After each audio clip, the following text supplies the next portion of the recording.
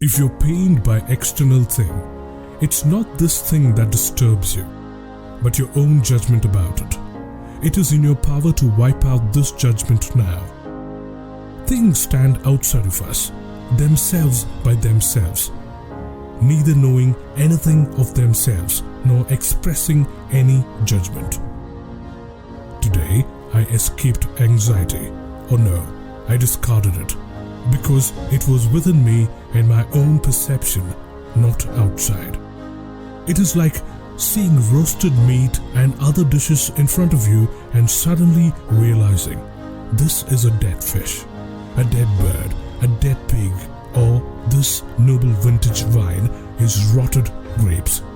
Perceptions like that, latching onto things and piercing through them to see what they really are, to strip away the legend that encrusts them. We should always be asking ourselves, is this something that is or not in my control? Define for me now what the indifferents are.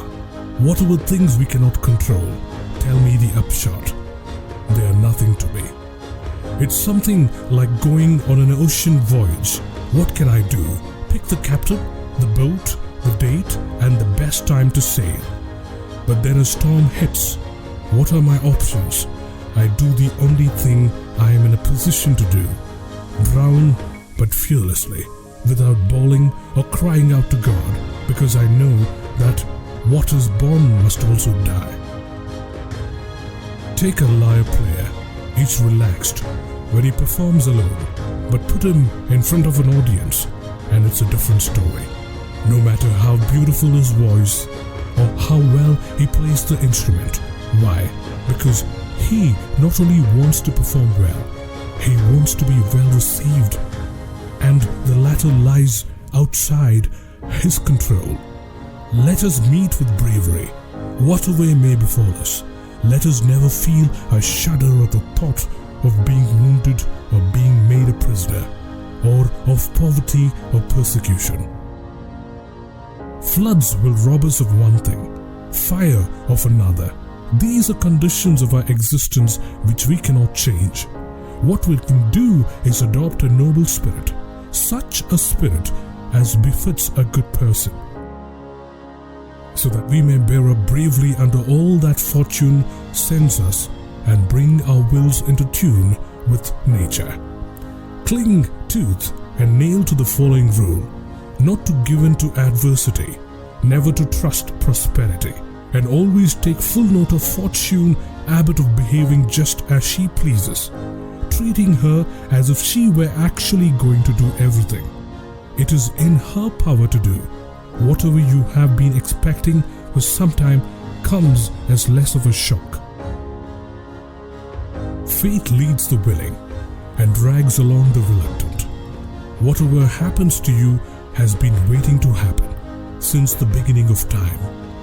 The twining strands of fate wove both of them together. Plato has a fine saying that he would discourse of man should survey, as from some high watchtower, the things of the earth. Remember matter, how tiny your share of it; time, how brief and fleeting your allotment of it; fate, how small a role you play in it. You can discard most of the junk that clutters your mind and clear out space for yourself by comprehending the scale of the world, by contemplating infinite time, by thinking of the speed with which things change each part of everything, the narrow space between our birth and death, the infinite time before, the equally unbounded time that follows. Asia and Europe, distant recesses of the universe, the ocean, a drop of water, Mount Athos, a molehill, the present, a split second in eternity, minuscule, transitory, insignificant.